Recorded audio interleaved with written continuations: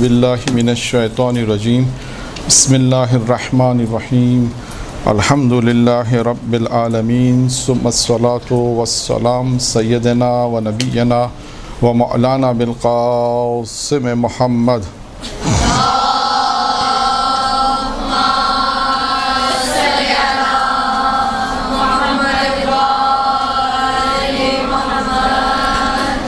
व आल बैतिही तय्यबीन अत्ताहिरीन अम्मा बाद क़ाल नबी करीम सल्लल्लाहु अलैहि व आलिहि वसल्लम इन्नल हुसैना मिस्बाहुल हुदा व सफ़ीनतुन नजात। आज का जो हमारा मौजू है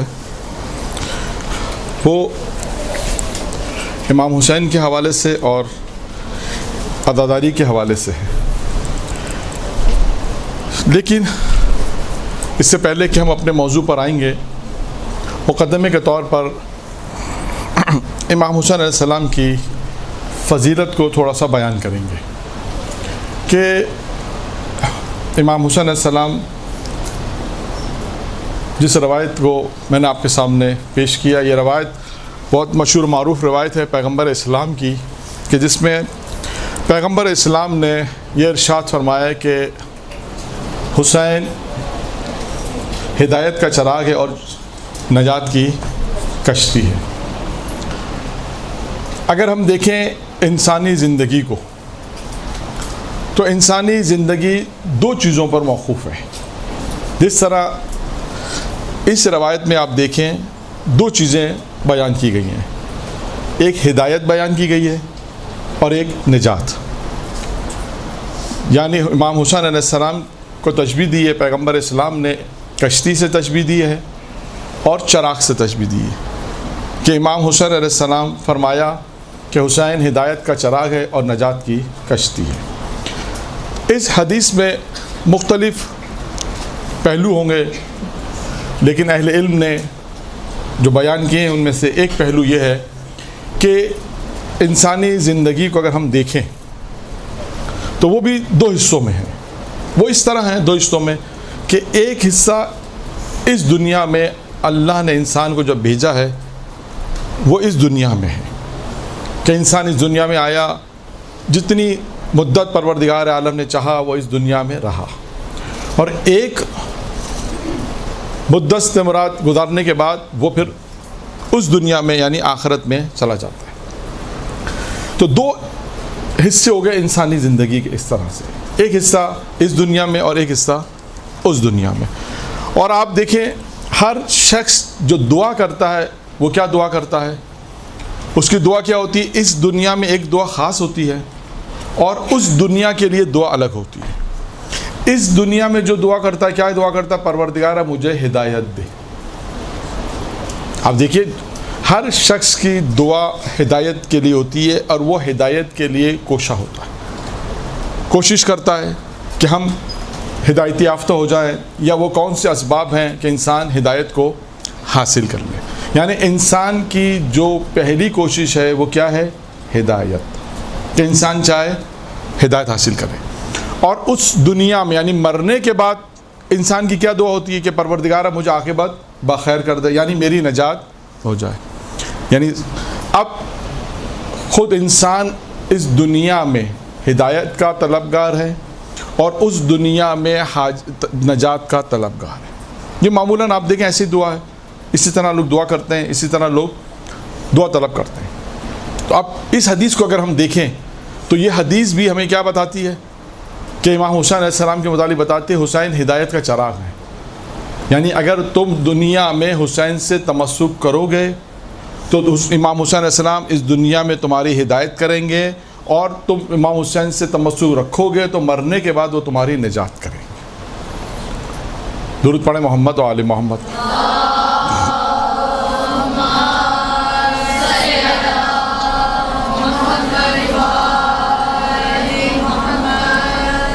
तो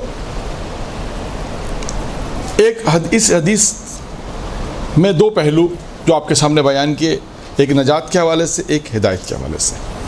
और आगे चलते हैं हम कि चराग की खुसूसियत क्या होती है? जी, रोशनी देता है। اور دوسری کیا خصوصیت ہوتی ہے؟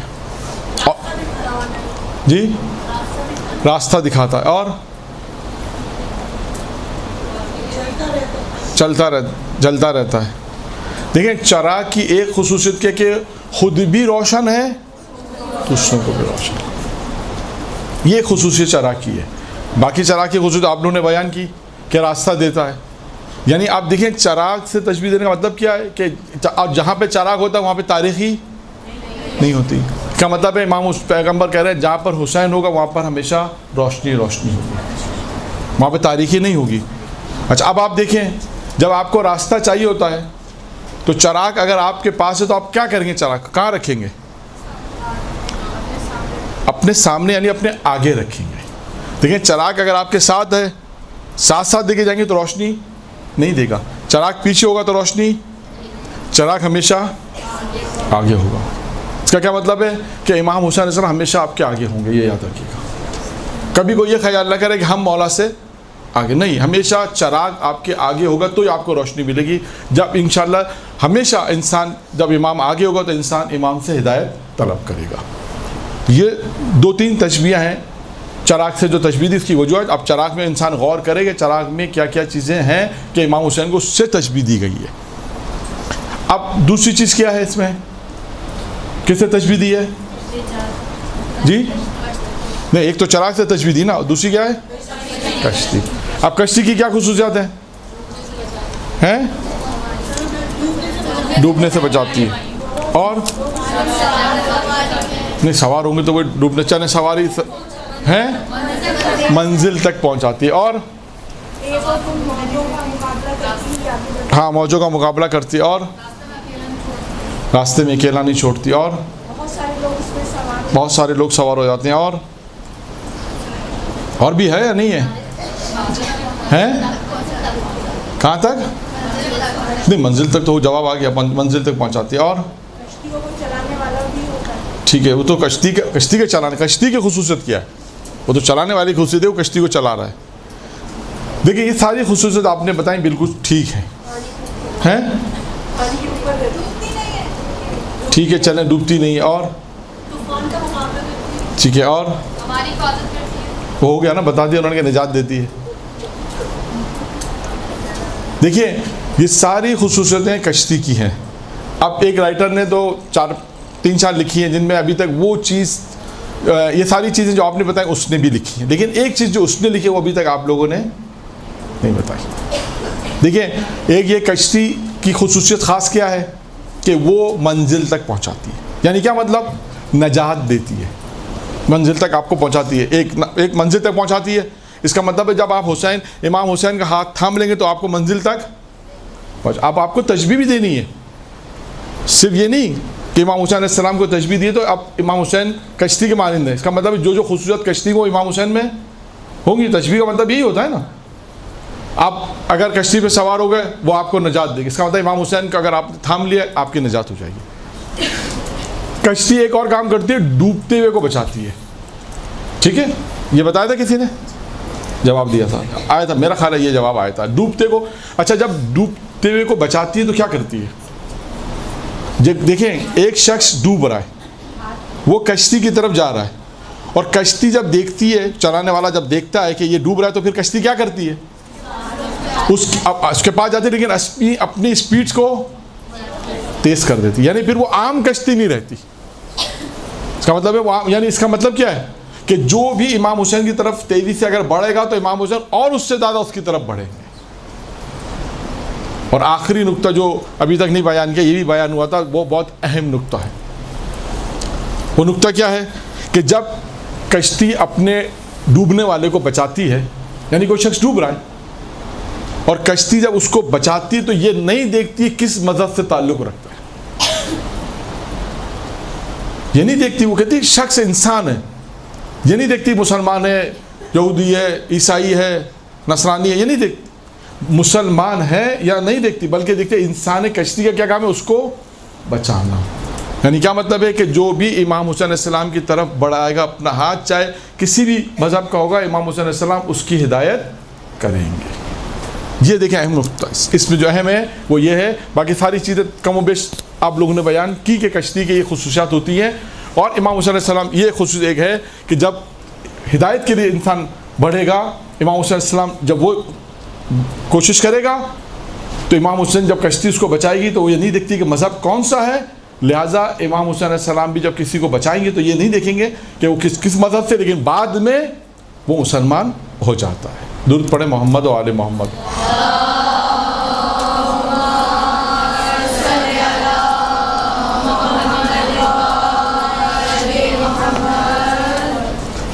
تو اب بھی امام حسین علیہ السلام کہ جن کی فضیلت میں ایک روایت میں نے آپ کے سامنے پیش کی, اور آگے بڑھتے ہیں. واقعات کو میں چھوڑ رہا ہوں کہ دیکھیے, بلکہ ایک واقعہ کیونکہ اسی آخری جملے سے مربوط ہے, اس لیے اس کو سنا دیتا ہوں تاکہ یہ بات واضح ہو جائے کہ کیسے ہدایت ملتی ہے.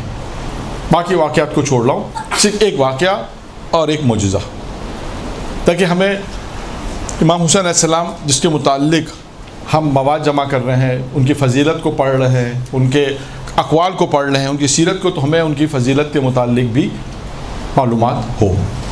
امام حسین علیہ السلام دیکھیے کیا کہا, شاید اس رائٹر نے کیا لکھا ہے کہ امام حسین کشتی یہ نہیں دیکھتی کہ کس مذہب سے تعلق رکھتا ہے. ایک شخص نصرانی تھا, بصرہ سے چلا بغداد کی طرف, اور بغداد میں جب پہنچا وہاں کچھ مسلمانوں سے اس کی ملاقات ہوئی. مسلمان ایک مہمان سرائے میں ٹھہرے تھے, وہ بھی اس مہمان سرائے میں ٹھہرا تھا. مسلمانوں نے کہا ہم تو جا رہے ہیں, غدیر قریب ہے, نجف جا رہے ہیں. اس نے کہا کہ میں بھی چلوں, کہ تم بھی چلو. جیسے مسافر خانے میں ہوتا ہے, لوگ مل جاتے ہیں, دوستی ہو جاتی. پرانا مسافر خانہ اس زمانے کا قدیم, ان کے ساتھ وہ دوست ہو گئے اور چلے گیا. جب نجف پہنچے انہوں نے غدیر وغیرہ جشن وغیرہ بنانے کے بعد اب وہاں پر دو گروہ ہو گئے, مسلمانوں کے دو گروہ ہو گئے. جو لوگ تھے, ایک نے کہا ہم واپس بغداد جائیں گے, ایک نے کہا ہم اب کربلا جائیں گے. تو اس نصرانی نے کہا کہ اب کربلا کیوں جاؤ گے, کربلا میں کیا ہے؟ تو اس نے کہا کربلا میں ہمارے مولا حسین ہیں, ایام شہادت ان کے آ رہے ہیں, محرم قریب آ رہا ہے, ہم ان کی زیارت کے لیے جائیں گے. اس نے کہا میں بھی چلوں. دیکھیے یہ جملہ ہمیشہ یاد رکھیے گا, جملہ میں بھی چلوں, یہ بہت مہم چیز ہے. یعنی اتنا بھی, یہ جملہ دیکھیے گا, یہ اتنا بھی یہ دل میں جو خیال ہے کہ میں بھی چلوں امام حسین, جبکہ امام حسین کو نہیں مانتا نا, لیکن پھر بھی امام حسین کی طرف جا رہا ہے. اور یہ جملہ بہت جگہ آپ کو کتابوں میں, بہت سے واقعات میں, اور وہ واقعہ جو آپ نے امام رضا علیہ السلام کی سیرت میں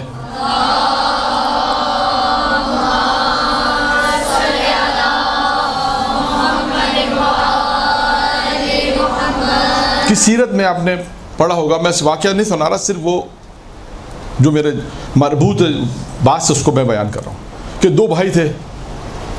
لکھا ہے تاریخ نے کہ دو بھائی تھے, ایک متدین تھا ایک غیر متدین تھا.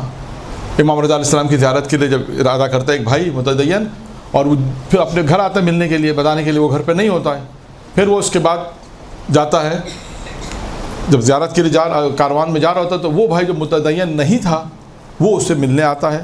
اور ملنے آنے کے بعد جب وہ دیکھتا ہے کہ کاروان کی اتنی اچھی شکل ہے, آپ نے دیکھا ہوگا, اب تو بہت کم ہوتا ہے, ابھی بھی ہوتا ہے ایئرپورٹ وغیرہ پہ آپ جائیں تو ایک ماحول ایسا بن جاتا ہے کہ انسان کا دل چاہتا ہے کہ وہ بھی اس کاروان کے ساتھ چلا جائے. پہلے آج سے تقریباً 25-30 سال پہلے تو بہت زیادہ تھا کہ اسٹیشن سے جب لوگ جاتے تھے, بائی ٹرین جاتے تھے, تو 100-125 آدمی اگر جا رہے ہیں زیارت کے لیے تو 400 آدمی چھوڑنے آتے تھے. اور ایک ایسا ماحول وہاں پہ ہو جاتا تھا کہ ہر آدمی کا دل چاہتا تھا کاش ہم بھی اس کاروان کے ساتھ چلے جائیں. یہ ایک محبت ہے. تو وہ شخص نے بھی دیکھا اور کہا کہ میں بھی آپ کے ساتھ چلوں, اور وہ پھر وہ ان کے ساتھ چلے جاتا. اور بعد میں وہ تفصیلی واقعہ ہے کہ کس طرح اس کی بھی ہدایت امام رضا نے کی. خیر, صرف بتانا یہ تھا کہ یہ ماحول کبھی کبھی ایسا ہوتا ہے کہ انسان کہتا ہے کہ میں بھی چلوں, اور یہ انسان کے لیے ہدایت کا سبب بن جاتا ہے. جبکہ یہاں پر تو, وہاں پر تو امام کو شاید مانتا ہے, یہ تو امام کو بھی نہیں مانتا. خیر, یہ کاروان کے ساتھ, اچھا اس نے بھی پوچھا تم کربلا ہمارے ساتھ چلو گے تو تم تو مانتے ہی نہیں امام کو, کیا کرو گے؟ اس نے کہا میں تمہارے ساتھ سامان اٹھا لوں گا, تمہارے پاس سامان ہے, تمہاری ہیلپ کر دوں گا میں. کہا ٹھیک ہے چلو. یہ انہیں لے کر چلے. لکھا ہے کہ پہنچے شب عاشور. شب عاشور ابھی پہنچے تو اب اس نے, ان کے کاروان والے نے اس سے کہا کہ تم لوگ تم تو باہر قیام کرو گیٹ کے باہر, اب ہم اندر جا رہے ہیں, شب عاشور عزاداری کریں گے, اب ہم واپس آئیں گے کب؟ کل دن میں دوپہر میں ساری ہم عزاداری کریں گے, اور کل ہم آئیں گے, اب تم ہمارے سامان کی یہاں حفاظت کرو. اس نے کہا ٹھیک ہے. یہ پورا کاروان جو تھا یہ عزاداری امام حسین میں مشغول ہو گیا اور حرم میں گیا. یہ شخص اب بیان کرتا ہے کہ جیسے جیسے رات گزرتی گئی, تھوڑی دیر سے بعد میں نے دیکھا کہ تقریباً آدھی رات کے وقت کہ حرم سے یعنی ذریع سے ایک نور نکلا. یہ تو نہیں جانتا نور کیا ہے, دیکھا کہ نور ہے بس, اور دیکھا کہ اس کے سامنے 2 نور اور ہیں, اور ان 2 نوروں نے اس کے سامنے ایک کتاب رکھی ہے سامنے. اور وہ کتاب کیا ہے کہ وہ جو بڑا نور ہے, روشن نور ہے, وہ کتاب کی طرف دیکھ کر کہتے ہیں کہ اس میں ایک کا نام نہیں ہے. وہ 2 فرشتے تھے, اور وہ فرشتے وہ تھے کہ جنہوں نے جو زوار امام حسین آئے ہوئے تھے ان کا نام امام حسین کو پیش کیا تھا کہ مولا آج آپ کے پاس اتنے لوگ آئے ہیں زیارت کے لیے. تو امام حسین نے کہا کہ اس میں ایک کا نام نہیں ہے.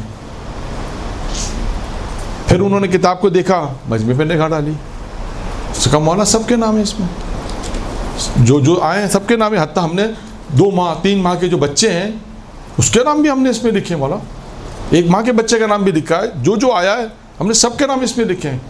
پھر امام کہتے ہیں کہ ایک مرتبہ دیکھیے, کہتے ہیں ایک کا نام نہیں ہے. اب یہ فرشتے حیران ہوتے ہیں, اب چاروں طرف نگاہیں دوڑاتے ہیں, کس امام کا اشارہ کس طرف ہے, کون سی ایسی چیز ہے جو ہمیں نظر نہیں آ رہی. جب ان کی نگاہ اس شخص پہ پڑتی ہے جو ان کا سامان لے کے کھڑا ہوتا ہے, پھر وہ امام سے پوچھتے ہیں مولا آپ کی مراد یہ تو نہیں ہے؟ امام نے کہا سمرا ہماری مراد یہی شخص ہے, تم نے اس کا نام کیوں نہیں لکھا؟ کہا مولا یہ تو زیارت کی نیت سے آیا ہی نہیں ہے, یہ تو ان کے ساتھ آیا تھا سامان رکھنے کی نیت سے.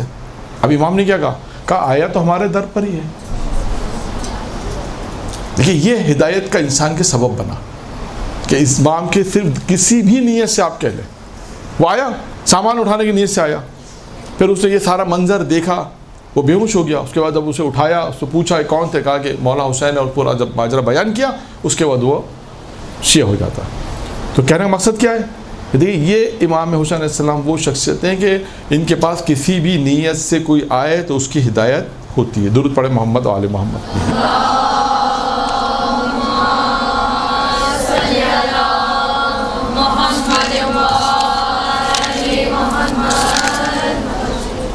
اچھا, اب یہ امام حسین علیہ السلام کہ جن کے متعلق مختصر تھوڑا سا تعارف میں نے آپ کے سامنے بیان کیا, اور ایک معجزے کا کہا تھا, وہ معجزہ بھی بیان کر دوں تاکہ پھر ہم اس کے بعد وہ چیزیں بیان کریں کہ اس امام حسین علیہ السلام پر جو روایات گریہ کی, عزاداری کی جو ائمہ علیہ السلام نے روایت بیان کی ہے, اور جو پیغمبر اسلام سے لے کر امام زمانہ تک 14 معصومین نے ان پہ گریہ کی جو روایت ہے, وہ جتنا وقت ہوگا پھر اتنی ہم بیان کریں گے. یہ امام حسین علیہ السلام کہ جن کے معجزات, کرامتیں, سوال و جواب, فضیلتیں مختلف آپ نے روایتیں میں سنی, اہل منبر نے بیان کی. ایک معجزہ کہ ایک شخص امام حسین کے زمانے میں وہ تھا, یعنی بہت سے لوگ تھے یعنی امام حسین کی امامت کو نہیں مانتا تھا, لیکن امام حسین کے متعلق آپ کو معلوم ہے کہ امام حسین بہت سخی تھے. یہ روایت میں ہے, اور روایت کا ایک جملہ ہے, میں پوری روایت بیان نہیں کرتا ہوں, صرف ایک جملہ. کتاب قطرہ میں روایت ہے کہ اگر پیغمبر فرماتے ہیں اگر خدا سخاوت کو, جود کو اگر شکل دینا چاہے تو کس شکل میں دے گا؟ کہ حسین کی شکل میں دے گا. جود اور سخاوت کو اگر وجود دینا چاہے تو کس کی شکل بنے گی؟ امام حسین علیہ السلام شکل بنے گی. یعنی یہ امام حسین علیہ السلام کے متعلق ہے کہ بہت سخی تھے, جو آتا تھا کبھی امام منع نہیں کرتے تھے, خالیات کوئی در اہل بیت سے نہیں گیا. ایک شخص امام کے زمانے میں تھا لیکن امام کی سخی ہونے کا قائل نہیں تھا. وہ طبیب بھی تھا لیکن قائل نہیں تھا کہ یہ سخی ہیں, بہت ہیں. اچھا, اب اس کے پاس کوئی طریقہ نہیں تھا کہ یہ آج کے اسلام میں سمجھانے کے لیے یہ چیک کیسے کرے, کیسے آزمائش کرے. جاتا تو ہے نہیں مولا کے پاس, اور مولا کو امام کو مولا ہی نہیں مانتا, بول تو کیا جا کے وہ آزمائش کرے گا. لیکن طبیب تھا, اس کو ایک مرتبہ ایک موقع ملا. وہ موقع اس طرح ملا کہ ایک شخص اس کے پاس آیا اور آ کر کہا کہ میری ماں بیمار ہے. تو اس نے کہا اچھا تمہاری ماں بیمار ہے, ٹھیک ہے. کہا کہ تمہاری ماں کا علاج ہے گھوڑے کے جگر میں. کس میں؟ گھوڑے کے, ہاں آپ نے بھی ساتھ ساتھ بولنا ہے تھوڑا, کیونکہ آدھا جملہ میں کہتا ہوں, آدھا جملہ ہاں, تاکہ مجھے ہی پتہ چلے جاگ کون رہا, سو کون رہا ہے. ایسا تو نہیں آدھا مجمع سو رہا ہو تو پھر جاگتے رہنا چاہیے. تو کیا کہا اس نے؟ گھوڑے کا جگر. گھوڑے کا جگر میں تمہاری ماں کا کیا ہے علاج. اب اس نے کہا میں تو اتنا پیسے والا نہیں ہوں, اتنا دولت مند تو نہیں ہوں. اس زمانے میں گھوڑا خریدنا آج کے زمانے میں کس کے برابر ہے؟ کار کے برابر ہے, گاڑی کے برابر ہے. جیسے آج زمانے گاڑی 7-8 لاکھ 10 زمانے میں گھوڑا اتنا قیمتی تھا, خرید نہیں سکتا تھا. تو اس نے کہا کہ میں تو اتنا امیر نہیں ہوں کہ گھوڑا خریدوں. تو کہا تم امام حسین کو امام مانتے ہو؟ کہا بالکل, میرے مولا آقا ہے. کہا ہم نے سنا ہے سخی بہت ہے. وہ کہاں ہے سخی؟ میرے مولا سخی ہے. کہا جاؤ جا کے ان سے لے لو, وہ تمہیں دے دیں گے. کیا مشکل ہے ان کے لیے؟ اس نے کہا ٹھیک ہے. مولا کی خدمت میں آیا, مولا سے کہا کہ مولا ایسا ایسا ماجرا ہے. امام نے کہا کہ جاؤ جہاں پر گھوڑے بندے ہوتے ہیں سبل میں جاؤ, جا کر ایک گھوڑا ذبح کرواؤ اور ذبح کرا کے جگر لے لو. گیا, اس نے گھوڑا ذبح کروا کر وہ جگر لے کر آ گیا طبیب کے پاس. طبیب نے کہا اچھا یہ بتاؤ گھوڑا کون سے رنگ کا تھا؟ اس نے کہا بلیک کلر کا تھا. مثلا کہا مجھ سے غلطی ہو گئی. کہا وہ تو وائٹ کلر کا ہونا چاہیے تھا, یعنی وائٹ گھوڑا بھی ہو اس کا جگر ہونا چاہیے. بلیک کا تھا, بلیک گھوڑے کا جگر نہیں چلے گا, اس سے علاج نہیں ہوگا. دوبارہ گیا مولا کی خدمت میں. دوبارہ مولا نے کہا کہ جاؤ جا کے ذبح کروا کے لے لو. اب 2 روایتیں اس میں. ایک روایت میں ہے کہ 7 مرتبہ طبیب نے بھیجا اور 7 مرتبہ مولا نے 7 گھوڑے ذبح کروا کر اس کو جگر دیا. اور ایک روایت میں 5 ہے, یعنی 5 مرتبہ یا 7 مرتبہ وہ آیا اور 7 مرتبہ طبیب مختلف بہانے بازی کرتا رہا. اصل میں اس کو تو جگر سے کوئی واسطہ نہیں تھا, اس کو تو صرف یہ آزمانا تھا, یہ چیک کرنا تھا کہ یہ جو اتنا سخی ان کو کہتے ہیں یہ ہے یا نہیں ہے. اس کو تو یہ چیک کرنا تھا, اپنے آزمائش کرنی تھی کہ آیا مولا جن کے لیے اتنا مشہور کی شہرت رکھتے ہیں کہ سخی ہے یا نہیں ہے. لہٰذا اس نے جب 7 جگر اپنی نگاہوں کے سامنے دیکھے, اس کے بعد وہ 7 جگر لے کر امام حسین کی خدمت میں آیا. اور آنے کے بعد کیا کہتا ہے؟ کہتا ہے مجھے اس مقام پہ لے جا جہاں پر یہ گھوڑا ذبح ہوئے. مولانا نے کہا ٹھیک ہے جاؤ. جا کے دیکھا کہ اس مقام پہ 7 گھوڑے ذبح ہوئے تھے. امام حسین سے کہنے لگا کہ مجھے اس بات کا یقین ہو گیا کہ آپ سخی, اور میں ان گھوڑوں کے ذبح ہونے پر اب آپ مجھے یقین ہو گیا کہ آپ سخی, اب میں آپ پر ایمان لاتا ہوں. اب دیکھیں امام حسین نے کیا کہا. امام حسین نے کہا کہ تو ان گھوڑوں کے ذبح ہونے پہ ایمان لاتا, میں تو وہ جو انہیں زندہ بھی کر سکتا ہوں. اس نے کہا اب تو میں آپ پہ ایمان لے آیا ہوں, آپ میرے آقا مولا ہو گئے, لیکن اگر آپ اسے زندہ کر دیں گے تو میرا ایمان اور تازہ ہو جائے گا. کہتے ہیں جیسے امام حسین علیہ السلام نے اپنے ہاتھ بلند کیے دعا کے لیے, پیغمبر کا واسطہ دے کر دعا طلب کر رہے تھے, کہ دعا ابھی مکمل نہیں ہوئی تھی, 7 کے 7 گھوڑے جو ہے زندہ ہو گئے.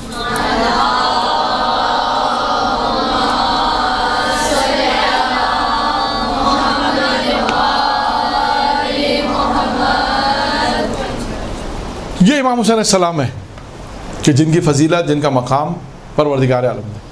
اور یہ امام حسین وہ ہیں کہ جن پر گریہ کے متعلق, عزاداری کے متعلق اب دیکھیں مختلف روایتیں ہیں جو آپ کے سامنے پیش کرنی ہے. پیغمبر اسلام کی روایت ہے کہ جب امام حسین علیہ السلام متولد ہوئے تو سرور کونین کو ان کے نواسی کی اطلاع دی گئی, اور اطلاع جب دی گئی اور خوشخبری دی گئی کہ آپ کے یہاں نواسا پیدا ہوا, اور ساتھ ساتھ جبرائیل نے کیا اطلاع دی؟ یہ بھی اطلاع دی کہ آپ کا یہ فرزند ایک صحرا میں پیاسا قتل کیا جائے گا. تو کہتے ہیں کہ اس کے بعد امام پیغمبر اسلام بے اختیار رونے لگے. ایک اور روایت میں ہے کہ جب امام حسین علیہ السلام کی عمر مبارک 2 سال تھی تو پیغمبر اسلام نے ایک سفر کیا، اور سفر کے دوران پیغمبر نے کہا انا للہ و انا الیہ راجعون۔ لوگوں نے پوچھا کہ آپ نے یہ کیوں پڑھا، اور اس کے بعد یہ پڑھنے کے بعد مسلسل رو رہے تھے۔ پوچھا لوگوں نے کہ یا رسول اللہ آپ نے کیوں پڑھا، آپ کے رونے کا سبب کیا ہے؟ پیغمبر نے کہا کہ مجھے ابھی جبرائیل نے اطلاع دی ہے، اور یہ کہا کہ میرا فرزند جو ہے وہ فرات کے کنارے کربلا کی زمین پہ قتل کیا جائے گا۔ اور اس کے بعد فرمایا پیغمبر نے کہ مجھے وہ جگہ بھی دکھائی گئی کہ جہاں پر میرا فرزند کو قتل کیا جائے گا، وہ مقام دکھا، اور اس کے بعد کا میں دیکھ رہا ہوں کہ میرے اہل بیت کو اسیر بنایا جا رہا ہے۔ یعنی پیغمبر اسلام کا گریہ امام حسین علیہ السلام کے ان کی اپنی زندگی میں رہا۔ پھر آخری ایک روایت، کیونکہ میں نے عرض کیا کہ اب جو بیانات ہوں گے وہ روایت کی صورت میں ہی ہیں، اور آخری روایت اگرچہ بہت سے روایتیں ہیں پیغمبر کی، صرف مختصر روایتیں بیان کرنی ہے۔ اب پیغمبر اسلام کی ایک اور روایت، جس میں جب پیغمبر اسلام آخری لمحات تھے، جب دنیا سے جا رہے تھے، تو کہا کہ امام حسین کو اپنے سینے سے لگایا، اور اس کے بعد رو رہے تھے، گریہ کر رہے تھے، اور یہ کہہ رہے تھے امام حسین کی خداوندہ لعنت کرے یزید کے اوپر، اور اس کے بعد کہتے تھے پیغمبر اسلام کو غش طاری ہو جاتا تھا، اور جب بھی غش سے افاقہ ہوتا تھا اس کے بعد امام حسین علیہ السلام کو بوسہ دیتے تھے، اور اس کے بعد ان کی آنکھوں سے آنسو جاری ہوتے تھے۔ تو پیغمبر اسلام کی زندگی میں یہ ہے کہ پیغمبر اسلام نے امام حسین علیہ السلام پر گریہ کیا۔ اسی طرح امیر المومنین علی بن ابی طالب علیہ السلام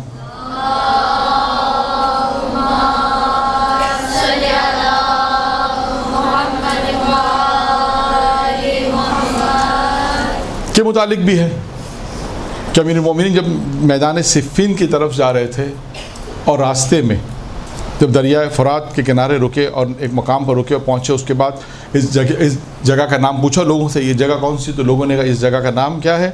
کہا اس جگہ کا نام جو ہے وہ کربو بلا ہے۔ تو اس وقت آپ اتنا روئے، اور رونے کے بعد آپ کے آنسو، کہتے ہیں اتنا روئے امام علیہ السلام کہ آپ کے آنسو سے آپ کے آنسو زمین پر گرنے لگے، یعنی اتنا زیادہ امام علیہ السلام نے گریہ کیا۔ اور اس کے بعد پھر ایک اور روایت ساتھ ہے، اسی کے ساتھ ایک اور روایت بھی کہ جب کہتے ہیں امیر المومنین جب واپس آئے، اس کے بعد ایک اور مقام پر کہتے ہیں کہ ایک مرتبہ جب میں پیغمبر اسلام کے پاس گیا تو میں نے دیکھا کہ پیغمبر اسلام اس وقت رو رہے ہیں، تو میں نے پوچھا یا رسول اللہ آپ کے رونے کا سبب کیا ہے؟ تو اس کے بعد انہوں نے فرمایا کہ جبرائیل نے مجھے ابھی خبر دی ہے، مجھے بتایا کہ میرے فرزند حسین کو نہر فرات کے کنارے، اس نہر فرات کے کنارے ایک مقام پر جسے کربلا کہتے ہیں، وہاں پر قتل کیا جائے گا۔ تو اور اس کے بعد جبرائیل نے پھر کہتے ہیں ایک مشک خاک جو ہے وہ مجھے اس کی خوشبو سنگائی، اور اس کے بعد کہتے ہیں پیغمبر کہ مجھے اپنی آنکھوں پہ قابو نہیں رہا، اور اس کے بعد بے اختیار میں رونے لگا۔ تو یہ امیر المومنین کی ایک روایت، اور اسی طرح ایک اور بھی روایت امیر المومنین کی ہے کہ جس میں امیر المومنین جنگ صفین کا، یہ بھی جنگ صفین کا واقعہ ہے کہ جنگ صفین سے جب مولا وہاں سے گزر رہے تھے تو وہاں پر بھی جو لشکر میں امام کے ساتھ تھے ابن عباس امام کے ساتھ تھے۔ امام جب اس مقام پر پہنچے، جنگ صفین کے جب مقام پہ پہنچے زمین کربلا پر، تو کہتے ہیں امام نے ایک آواز بلند کی اور ابن عباس کو بلایا، کہا پسر عباس تم جانتے ہو یہ کون سی زمین ہے؟ اس نے کہا مولا میں اس زمین سے واقف نہیں ہوں۔ تو اب دیکھیں امیر المومنین کیا کہا اگر تم اس زمین سے واقف ہوتے تو تم اسی طرح گریہ کرتے جس طرح میں اس زمین پر گریہ کر رہا ہوں۔ یعنی کیا بتانا چاہتے ہیں؟ تمہیں اس زمین کے متعلق معرفت نہیں ہے، اگر تم جانتے ہو تو گریہ کیے بغیر یہاں سے جدا نہیں ہوتے۔ اور کہتے ہیں ابن عباس کہتے ہیں اس کے بعد امیر المومنین نے گریہ کیا، اور اس گریہ کے بعد ہم سب نے بھی گریہ کیا اس زمین پر۔ اور اس کے بعد کہتے ہیں کہ امیر المومنین نے اس واقع کربلا کے تمام واقعات جو کربلا جو رونما ہونے والے تھے وہ سارے واقعات ہم کو بیان کیے۔ تو امیر المومنین کی زندگی میں بھی یہ نظر آیا کہ امیر المومنین نے بھی امام حسین علیہ السلام پر گریہ کیا۔ اور ایک آخری روایت ہے، یہ بھی مولا کائنات سے ہے، یہ بھی جنگ صفین کی ایک واقعے کی روایت ہے، اور اس واقعے میں بھی یہی ہے کہ جنگ صفین میں جب امام حسین علیہ السلام نے اجازت لی اور جا کر جن لوگوں نے پانی پہ قبضہ کیا تھا، امام حسین علیہ السلام نے ان کو بھگایا، اور اس کے بعد جب یہ خبر خود امام حسین علیہ السلام نے یہ خبر جب دی اپنے بابا یعنی مولا کائنات کو، جب یہ خبر دی کہ پانی پہ ہمارا قبضہ ہو گیا ہے، اور خوشی کی بات تھی، لیکن کہتے ہیں اس وقت امیر المومنین رونے لگے، گریہ کرنے لگے، تو امام حسین علیہ السلام نے پوچھا کہ آپ اس پہ گریہ کیوں کر رہے ہیں؟ تو کیا فرمایا کہ مجھے اس وقت میں فرمایا کہ مولا کائنات نے کہا کہ مجھے اس وقت وہ دن یاد آ رہا ہے جب صحرائے کربلا میں فرات کے کنارے حسین پر بندش آب ہوگی اور لئین تشنا لب شہید کریں گے میرے بیٹے کو. یعنی امام مولا کائنات کی زندگی میں بھی یہ چیز ہمیں نظر آئی کہ مولا کائنات نے بھی امام حسین علیہ السلام پر اپنی زندگی میں گریہ کیا. درود پڑھیں محمد آل محمد.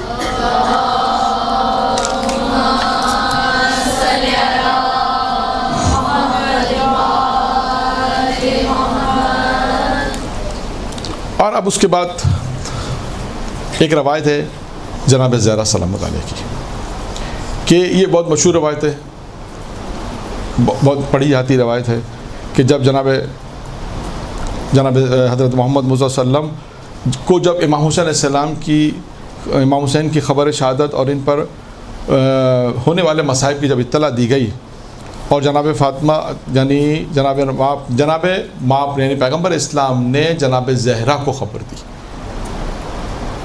کہ بھائی جو بیٹا جو امام حسین دنیا میں آئیں گے، جو بیٹا پیدا ہوگا، اور اس کے بعد کہتے ہیں کہ جو خبر دی کہ سارے مصائب ہوں گے، تو کہتے ہیں جناب زہرا کافی دیر تک گریہ کرتی رہیں جناب زہرا. پھر اس کے بعد عرض کیا بابا جان، پھر پوچھا بابا جان امام حسین جو ہے شہادت کب واقع ہوگی؟ شہادت کب ہوگی؟ جب ساری خبریں امام حسین علیہ السلام کی خبر دی گئی کہ سارے واقعات پیش آئیں گے، جو مصائب ہوں گے، تو جناب زہرا نے پوچھا کہ شہادت کب ہوگی؟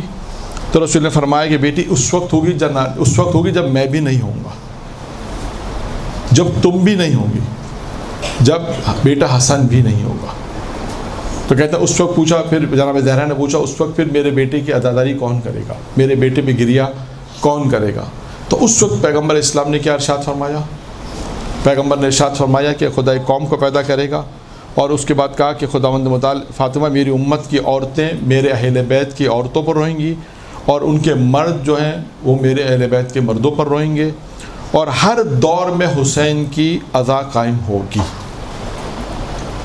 دیکھیے یہ امام حسین علیہ السلام کی گریہ کے اوپر جناب زہرا نے، یعنی امام حسین علیہ السلام دیکھیے وہ ہیں، بعض روایتوں میں ہے کہ جب امام حسین دنیا میں نہیں آئے تھے تب بھی گریہ شروع ہو گیا تھا. یعنی واحد کہتے ہیں وہ بیٹے ہیں، واحد وہ اولاد ہوگی جب دنیا میں آئی تو لوگ خوش ہوتے ہیں، امام حسین کے آنے کے بعد گریہ ہوا ہے.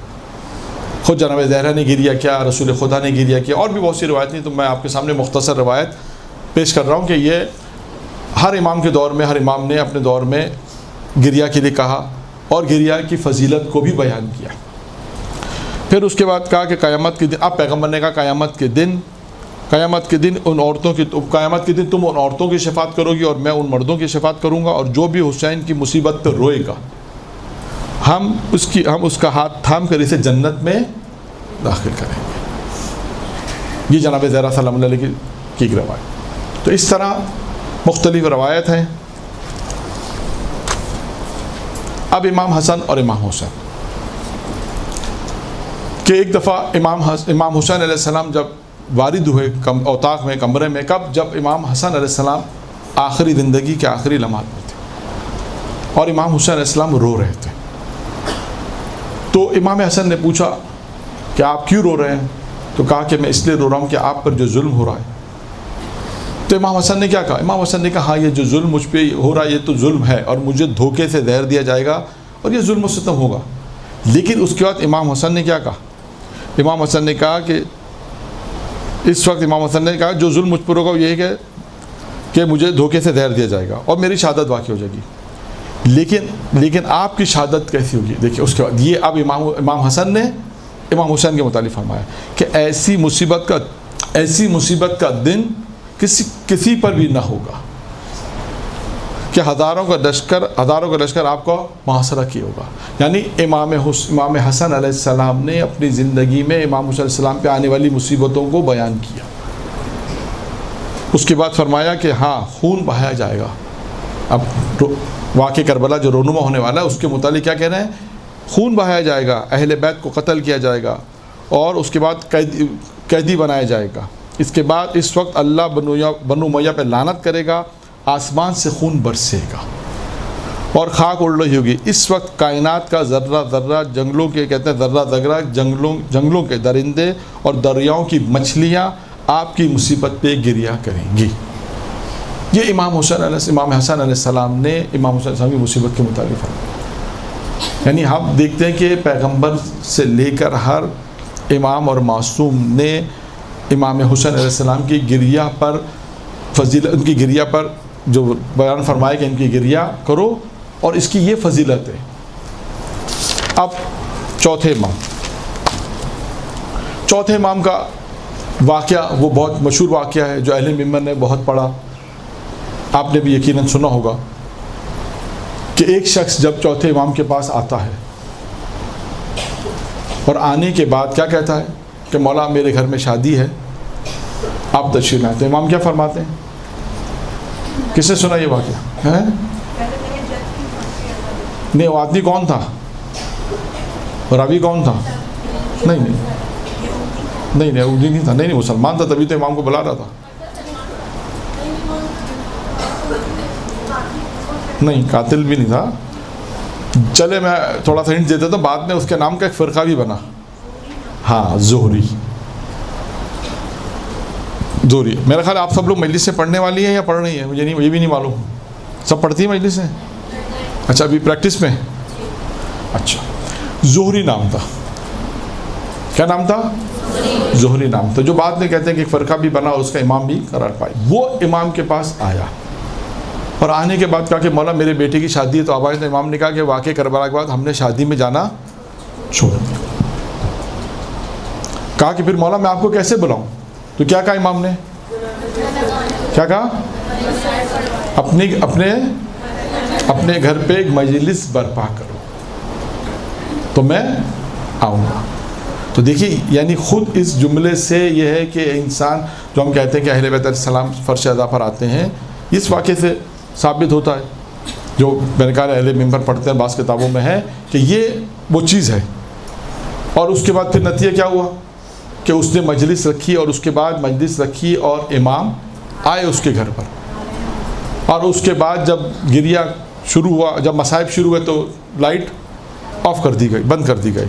لیکن جب مصائب ختم ہوئے تو اس نے جب لائٹ کھولی دیکھا امام ممبر کے قریب بیٹھے تھے. اس وقت پھر ممبر کے قریب نہیں تھے. کہاں پر تھے؟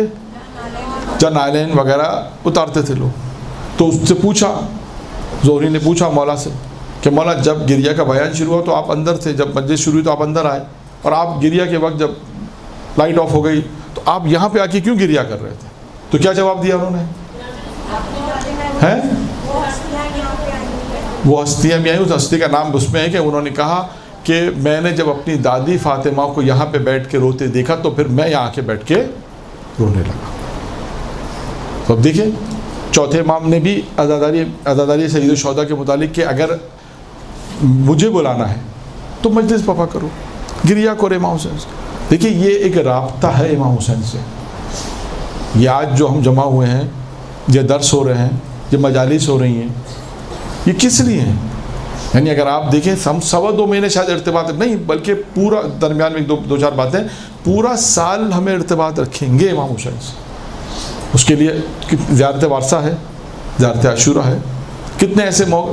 ابھی آپ کے یہاں درس بھی زیارت عاشورہ کے درس بھی ہوئے, فضیلت پہ درس ہوئے. تو امام حسین علیہ السلام سے یہ ارتباط رہے گا تو پھر انشاءاللہ وہ لطف و کرم. دیکھیے, امام کا بہت لطف و کرم ہوتا ہے, بشرط ہماری طرف سے بھی تھوڑی توجہ ہونی چاہیے. ہم بھی اپنا ایک قدم امام کی طرف بڑھائیں تو امام پھر تیزی سے ہمارا ہاتھ بھی تھام لیں گے. اچھا, 5ویں امام نے کیا ارشاد فرمایا؟ 5ویں امام نے ارشاد فرمایا کہ حضرت یحییٰ ابن زکریا کی شہادت کے بعد آسمان نے کسی پر گریہ نہیں کیا مگر یہ کہ امام حسین کی شہادت پر آسمان نے گریہ کیا. تو اب ہم دیکھتے ہیں کہ جو گریہ ہوا ہے وہ جناب زکریا, 5ویں امام فرماتے ہیں کہ زکریا کی شہادت پر, یحییٰ ابن زکریا کی شہادت پر آسمان نے گریہ کیا. اس کے بعد نہیں کیا, لیکن امام حسین علیہ السلام کی شہادت پر آسمان نے گریہ کیا. پھر اس کے بعد 6 امام کی حدیث ہے کہ ہر قسم کی مشکلات اور مصائب پر گریہ زاری کرنا ناپسندیدہ ہے. کہ انسان ہر وقت نہیں چھوٹی چھوٹی مصیبتیں واویلا کرنا لگتا ہے, امام فرماتے ہیں ناپسندیدہ عمل ہے، لیکن فرمایا مگر انسان اگر امام حسین کی مصیبت پہ گریہ اور عزاداری کرے تو یہ ثواب کا بھی مستحق بن جاتا ہے. یعنی اگر امام حسین علیہ السلام کی عزاداری پر، امام حسین علیہ السلام کی عزا پر انسان گریہ کرے تو یہ ثواب کا بھی حقدار ہو جاتا ہے. پھر اس کے بعد امام موسیٰ کاظم علیہ السلام کی روز عاشورہ کی کیفیت امام رضا بیان کرتے ہیں. امام رضا جو ان کے بیٹے ہیں وہ بیان کرتے ہیں کہ میرے والد عاشور کا دن کس طرح گزارتے. دیکھیے جو روایت میں ہے نا، زیارت پہ جانے کی ایک روایت بھی ہے، چھٹے امام کی روایت ہے. کچھ لوگ جب زیارت پہ جا رہے تھے تو ہنستے ہوئے جا رہے تھے. تو کسی نے آگے چھٹے امام سے کہا کہ یہ کاروان جا رہا تھا، ہنستے ہوئے جا رہا تھا. تو کیا کہا امام نے؟ کہا ان سے یہ پوچھو کہ یہ جب اپنے آبا و اجداد کی قبروں پر جاتے ہیں تو اسی طرح جاتے ہیں کہ جو میرے اجداد کی قبروں پر جا رہے ہیں تو اس طرح ہنستے ہوئے جا رہے ہیں. یعنی اس کا کیا مطلب ہے کہ جب انسان زیارت کے لیے جائے تو ایک خاص صورتحال ہونی چاہیے. اب وہ صورتحال امام موسیٰ کاظم کیا فرماتے ہیں کہ جب بھی ماہ محرم، امام رضا کہتے ہیں اپنے والد کے متعلق، جب بھی ماہ محرم شروع ہوتا تھا میرے والد بزرگ کے چہرے پر خوشی کے آثار نظر نہیں آتے تھے، خوشی کے آثار نظر نہیں آتے تھے، اور آپ حزن اور ملال میں رہتے تھے یہاں تک کہ عاشور کا دن آ جاتا تھا اور اس دن عزاداری اور گریہ کرتے تھے. اور آپ فرماتے تھے کہ اس دن یہ وہ دن ہے جس دن امام حسین کو شہید کیا گیا. یعنی امام اس طرح وہ دن گزارا کرتے تھے. یہ کیفیت ہوتی تھی امام موسیٰ کاظم کی کہ جب بھی محرم کا چاند دیکھا اس کے بعد گریہ، اپنے آپ میں اپنے اوپر گریہ کا حزن اور ملال طاری ہو جاتا تھا. اس طرح عاشور کے دن اس طرح تک گزارتے تھے اور گریہ کرتے تھے اور کہتے تھے عاشور کا دن وہ دن ہے کہ جس دن امام حسین کو شہید کیا گیا. 8ویں امام رضا علیہ السلام ارشاد فرماتے ہیں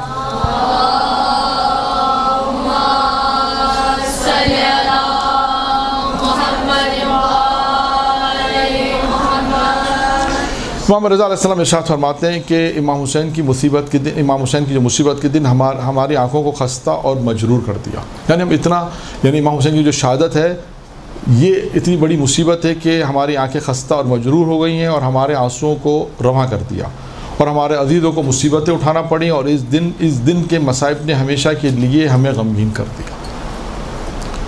یعنی عاشور کا دن کیا دن ہے؟ یعنی مصیبت امام حسین علیہ السلام کے متعلق فرمایا کہ یہ ایسی مصیبت ہے کہ جب بھی انسان ان مصیبت کو سوچتا ہے، تصور کرتا ہے تو انسان کی آنکھیں ہمیشہ گریہ کرنے لگتی ہیں. ہمارے عزیزوں مصیبت اٹھائیں اور اس دن ہے کہ مصائب نے ہمیں ہمیشہ کے لیے ہمیں کیا کر دیا ہے؟ غمگین کر دیا. یعنی اب جب ہمیشہ جب بھی دیکھیں یہ امام حسین علیہ السلام کا وہ غم ہے کہ جب بھی انسان کو یہ غم یاد آتا ہے تو انسان ہر وقت غمگین رہتا ہے. امام محمد تقی علیہ السلام نے فرمایا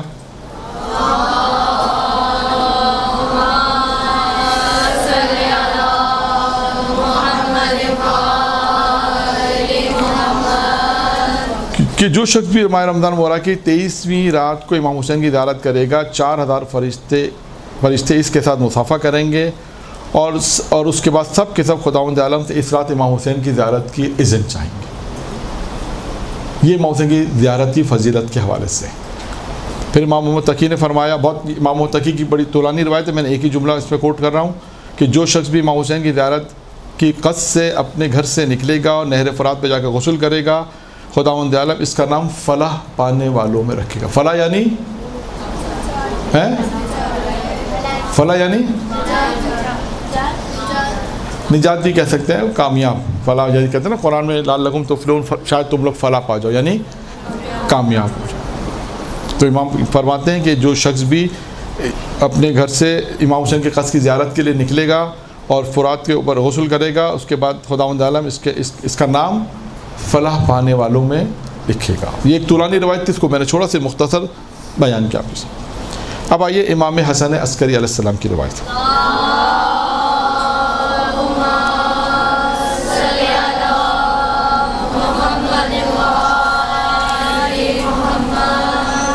امام حسن عسکری فرماتے ہیں پروردگارہ میں تجھ سے اس مولود کا واسطہ دے کر جو اس دن، یعنی اس دن سے مراد کیا ہے 3 شعبان کو پیدا ہوا ہے، وہ جس کی ولادت سے پہلے اس کی شہادت کا وعدہ ہوا. دیکھیں، جس کی ولادت سے پہلے اس کی شہادت کا وعدہ ہوا. وہ جس کی مصیبت میں آسمان پر اہل آسمان اور زمین پہ اہل زمین نے گریہ کیا. یعنی ایسا نہیں ہے کہ صرف زمین والے گریہ کریں، بلکہ اہل آسمان والے بھی گریہ کر رہے ہیں. اور پھر کہا کہ حالانکہ اس نے ابھی اس زمین پہ قدم بھی نہیں رکھا تھا. پھر اس کے بعد فرماتے ہیں وہ جس کی شہادت گریہ و زاری کا باعث ہے، اور وہ بڑے خاندان سے جو رجت کے وقت خدا کی نصرت کے ذریعے کامیاب ہوگا. اور اس کے بعد جس کو شہادت کی جزا کے طور پر کیا ملا؟ اس کی شہادت کی جزا کے طور پر امام حسین کو کیا چیزیں ملی ہیں؟ ایک روایت میں ہے نا، امام حسین علیہ السلام کی جب شہادت ہوئی تو امام حسین کو پروردگار عالم نے کچھ چیزیں عطا کی. ویسے تو بہت ساری چیزیں ہیں، لیکن ایک روایت میں 3 چیزیں خاص عطا کی ہیں. ہاں، وہ 3 چیزیں کون سی ہیں؟ نہیں، رضا تو ہے نہیں ہے. آواز نہیں آ رہی ذرا تھوڑا. ہاں، ایک ہے کہ قبر کی مٹی میں شفا. ایک دوسرا قبے کے نیچے دعا. اچھا، اس کا مطلب آہستہ آہستہ اب یاد آ رہی ہے. تیسری چیز کیا ہے؟ نہیں، وہ بھی ہے، لیکن اس روایت میں نہیں. اس روایت میں جو 3 چیزیں 2 تو بیان کر دیں کہ قبے کے نیچے امام حسین کے قبے کے نیچے دعا قبول ہوگی ایک، اور دوسرا انہوں نے کیا بتایا کہ اس مٹی میں شفا ہو جائے گی. ایک اور چیز ہے، ہاں نہیں، وہ الگ روایت میں ہے. اس روایت میں ایک روایت خاص روایت ہے جس میں 3 چیزیں بیان کی گئی ہیں، جو اس میں لکھا ہے کہ جب امام صلی اللہ علیہ وسلم کی شہادت ہوئی تو اللہ نے اس شہادت کے عوض میں انہیں 3 چیزیں عطا کی ہیں. بہت آسان ہے، ہنٹس دے دوں میں. چوتھے امام کون ہے؟ کون ہے وہ؟ ہیں ان کی نسل میں امامت کو جاری کیا. یہ ہے تیسری، یعنی ایک روایت ہے جس میں یہ 3 چیزیں خاص بیان ہوئی ہیں کہ اس میں کہ اللہ نے جب امام صلی اللہ علیہ وسلم کی شہادت کے عوض میں انہیں 3 چیزیں دیں. ایک امامت ان کی نسل میں قرار دی، دعا ان کے گنبد کے نیچے کیا خاص دعا جو کرے گا وہ قبول ہوگی، اور ان کی مٹی کو جہاں وہ دفن ہے اس مٹی کو شفا کر دی. یہ بھی امام صلی اللہ علیہ وسلم. تو یہ اسی طرف اشارہ ہے کہ اس کے بعد امام نے یہ روایت یہاں پہ مکمل ہو گئی کہ اس کی فرمایا کہ جس کو شہادت کی جزا کے طور پر اس کے نسل میں امامت اور تربت میں شفا ملی. اب آئیے آخری امام زمانہ علیہ الصلوۃ والسلام.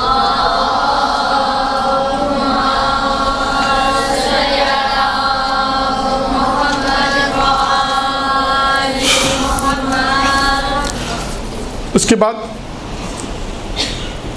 1-2 واقعات دیکھیں امام حسین علیہ السلام کی انشاءاللہ، کیونکہ ابھی ہمارے پاس وقت میرے خیال ہے کتنا ہے اس کے بعد ہیں 15 منٹ ہیں. ہاں، 6 بجے تک ختم کرنا ہے نا. ٹھیک ہے. امام زمانہ کیا فرماتے ہیں؟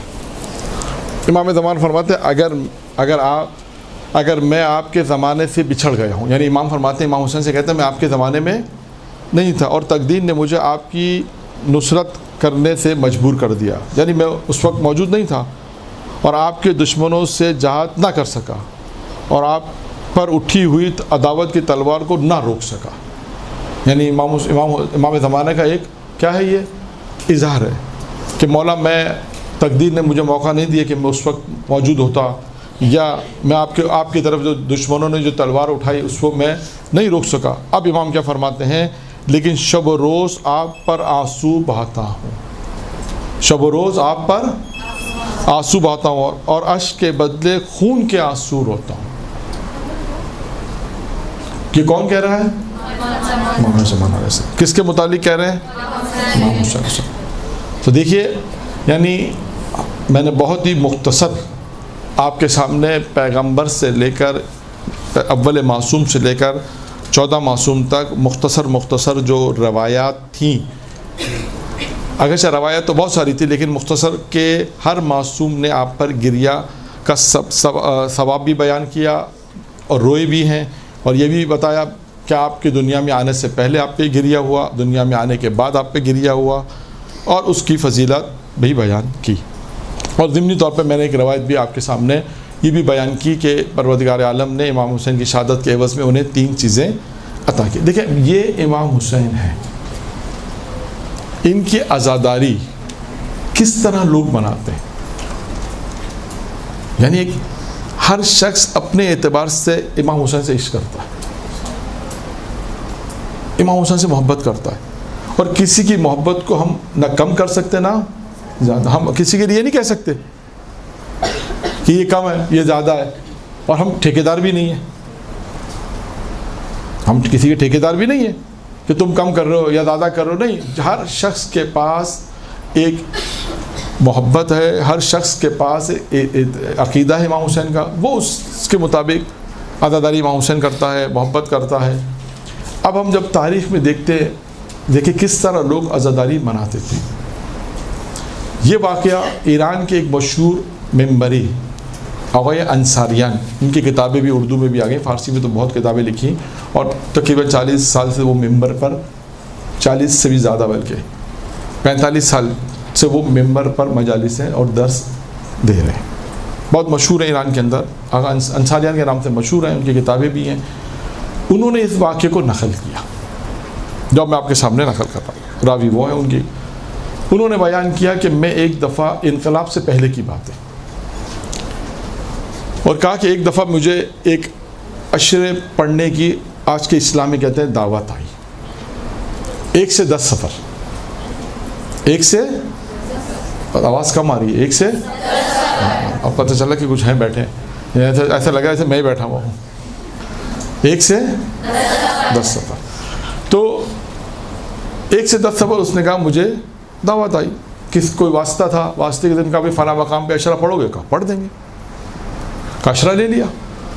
اچھا اس دوران کہہ رہے ہیں کہ دعوتیں اور بھی بہت آئیں، ہوتا ہے، اور کبھی جو لوگ، آپ لوگ تو گھر نہیں پڑھنے والی ہیں جو انشاءاللہ پڑھیں گی، تو کبھی ایسا ہوتا ہے پڑھنے والوں سے پوچھیں کہ جو مجلسیں لے لی جاتی ہیں نا اس پہ پھر زیادہ آتی ہیں، جیسے کسی نے 1 سے 10 سفر عشرہ لے لیا، اسی میں پھر کوئی کال کر رہا ہے کہ اب ٹائم وہی ٹائم ہے، پھر کوئی کال کر رہا ہے، تو اب یہ ہوتا ہے کبھی ایسا۔ تو کہہ رہے ہیں کہ 1 سے 10 سفر جب میں نے عشرہ لے لیا تو اس میں لوگوں نے مجھے بڑی دعوتیں بھی آئیں، آفر بھی دی کہ بھائی پیسے لے لو پہلے، مثال کے طور پہ جو بھی، کہنے میں ایک وعدہ دے چکا ہوں میں عشرہ پڑھوں گا۔ اچھا کہنے لگے کہ مجھے یہ معلوم نہیں تھا کہ عشرہ مجھے کہاں پڑھنا ہے۔ تہران کا ایک عشرہ تھا، صاحب نے وسط میں کسی نے کہا، وسط یعنی درمیان میں ایک آدمی نے کہا مجھ سے وعدہ لے کہ بھائی فلاں مقام پہ عشرہ پڑھو گے، ہم نے کہاں پڑھیں گے، اور ہم نے وعدہ لے لیا۔ اور میں جب وہاں پہنچا تو مجھے پتہ چلا وہ عشرہ خواتین میں تھا۔ پاکستان میں شاید اب نہیں ہوتا، جیسے یہاں درس لیکچر وغیرہ ہو رہے ہیں، وہاں پر مجالس میں بھی ہوتا تھا۔ اس نے کہا کہ میں جب پہنچا مجھے پتہ چلا کہ یہ تو خواتین میں عشرہ ہے، بہرحال میں وعدہ کر چکا تھا کہ میں نے وہ عشرہ پڑھا۔ عشرہ پڑھنے کا آدمی آ گیا کہ وہ آدمی جو وسط میں تھا، درمیان میں تھا، جس نے مجھ سے وعدہ لیا تھا، سنیے گا غور سے، وہ میرے پاس آیا اور آ کر کہنے لگا کہ تم جانتے ہو تم نے عشرہ کہاں پڑھا؟ کہ مجھے کیا معلوم، وہ خاتون کے گھر تھا، اس نے مجھے بلایا، میں گیا، عشرہ پڑھا، آ گیا، میں تو نہیں جانتا۔ کہ تمہیں پیسے دیے؟ کہاں اس زمانے کی جو رقم تھی وہ دی، تو ہدیہ جو دیتے ہیں وہ دیا، کہا وہ ہدیہ دیا، کہا ٹھیک ہے۔ اب وہ آدمی کہتا ہے کہ کہنے لگا کہ جانتے وہ خاتون کون ہے؟ کہا میں نہیں جانتا۔ کہا اس کا شوہر مر گیا ہے اور جوان بیٹا مر گیا ہے، وہ کہا بھیک مانگتی ہے، اسی اپنے گھر کے باہر جا تم نے عشرہ پڑھا ہے، سارا سال بھیک مانگتی ہے اور اس میں سے عزاداری امام حسین کے پیسے بچاتی ہے کہ محرم آئے گا تو میں حسین کی عزاداری کروں۔ یہ امام حسین کی عزاداری، کس طرح لوگ پیسے جمع کرتے ہیں کہ حسین کی عزاداری، یہ عشق کی وہ منزل ہے۔ اور امام حسین بھی جب عشق کی یہ منزل ہوتی ہے تو اس کا جواب بھی دیتے ہیں، ایسا نہیں ہے۔ ایک شخص امام حسین کی زیارت کے لیے احواز سے پیدل چلا، اور جب کربلا کے کچھ فاصلے پر، تھوڑا سا فاصلے پر مختلف جگہوں پہ رکا، پیدل چلا تو مختلف یہاں پہ رکتے رکتے رکتے پہنچا. کربلا سے کچھ فاصلے پہ ایک باغ تھا, وہاں پہ آرام کیا اس نے. راستے باغ بھی آتے ہیں, شہر بھی آتے ہیں, دیہات بھی آتے ہیں, سب کچھ آتا ہے. تو ایک باغ میں اس نے استراحت کی, کھانا وانا کھایا, آرام کرنے لگا. اس باغ کا جو مالک تھا وہ امام حسین علیہ السلام کو امام نہیں مانتا تھا.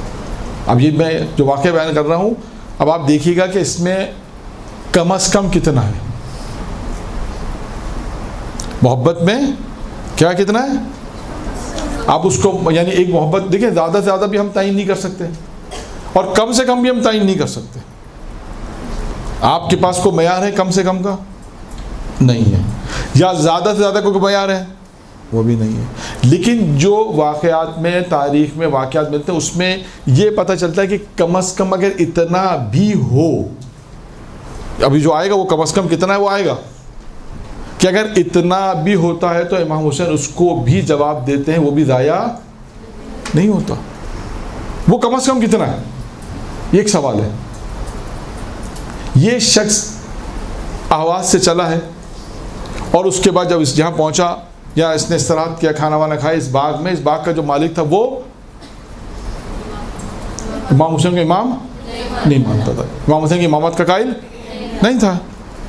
اب اسے یہ پتہ چلا کہ میرا جو باغ ہے اس میں ایک شخص آیا ہے جو استراحت بھی اس نے کیا یا آرام کیا, یہ تو امام حسین کی زیارت کے لیے جا رہا ہے. تو اس شخص نے شخص سے کہا کہ تم اس کی زیارت کے جا رہے ہو, یعنی جو امام کو امام نہیں مانتا تھا اس نے اس شخص سے کہا جو امام کی زیارت کے لیے جا رہا تھا, کہا تم اس کی زیارت پہ جا رہے ہو, نہ وہ دیکھ سکتے ہیں نہ وہ سن سکتے ہیں, جسے آج ہم کہہ سکتے ہیں اس نے جسارت کی امام کی شان میں, گستاخی کی, بے ادبی کی. اس شخص نے کہا جو امام کی زیارت پہ جا رہا تھا, کہا دیکھو میں زیارت پہ جا رہا ہوں مولا کی, یہ بات میں امام حسین سے کہوں گا, یہ بات میں امام حسین سے تمہاری شکایت کروں گا. اس نے کہا ٹھیک ہے شکایت کر دینا. لکھا ہے کہ یہ شخص جب کربلا پہنچا, کربلا پہنچنے کے بعد اس نے زیارت کی, زیارت کے بعد اس نے کہا مولا اس کو تنبیہ کریں. کیا کریں؟ تنبیہ کریں. کیوں تنبیہ کریں؟ کہ اس نے بے احترامی کی, جسارت کی, اور امام کو بہت زیادہ مطلب گریہ کیا. امام سے کہا مولا آپ کو اس کو تنبیہ کرنی ہے. بہت زیادہ جب گریہ کیا تو خواب میں امام حسین آئے, اور خواب میں جب امام حسین آئے تو امام حسین نے اس سے کیا کہا کہ دیکھو میں اسے تنبیہ نہیں کر سکتا. اس نے کہا مولا وہ تو آپ کو امام ہی نہیں مانتا, تو آپ کو امام نہیں مانتا تو آپ اسے تنبیہ تو کر سکتے ہیں. اب دیکھیے امام حسین نے کیا کہا. امام حسین نے کہا ہاں وہ مجھے امام نہیں مانتا, لیکن پھر بھی میں اسے تنبیہ نہیں کر سکتا. کہا وہ کیوں مولا؟ اچھا پھر سے سوال پوچھا مولا کیوں تنبیہ کیوں نہیں کر سکتا, کیا وجہ کہ میں تنبیہ نہیں کر سکتا؟ اس نے کہا مولا نے کہا اس کی وجہ یہ ہے کہ یہ روزانہ اس کا معمول ہے کہ شام کو اپنے کھیتوں میں پانی دیتا ہے, اس کا طریقہ کار ہے.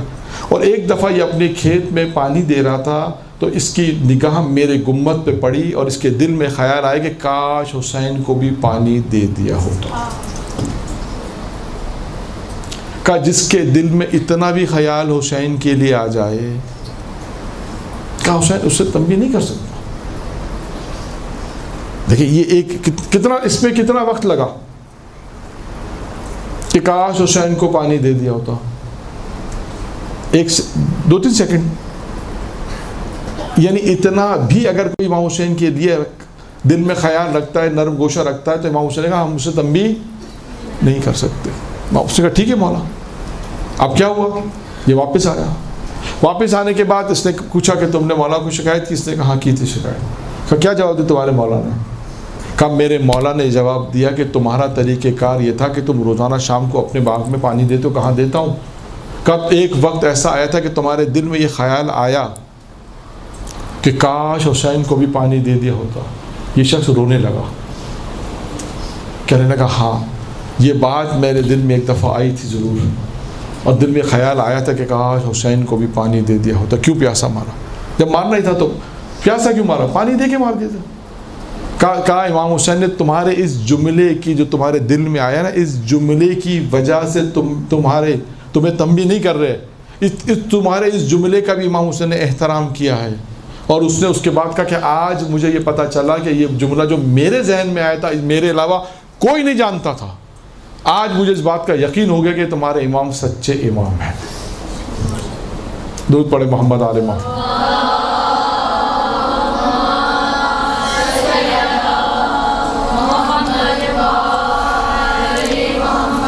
تو دیکھیے یہ امام حسین علیہ السلام ہے کہ جن کے لیے انسان اگر کچھ بھی، میں نے ہمیشہ کہا کہ آپ جب بھی کوئی بھی عمل کریں گویا ایسے کریں ہم نے کچھ بھی نہیں کیا۔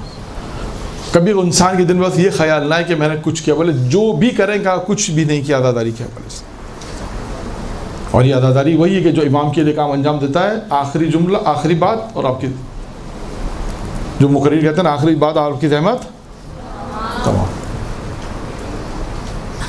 کہ ایک خاتون کا قصہ میں آپ کو سنا دیتا ہوں۔ یہ دیکھیں امام حسین کتنا اس کو اجر و ثواب دیتے ہیں اور اس کا استقبال کرتے ہیں۔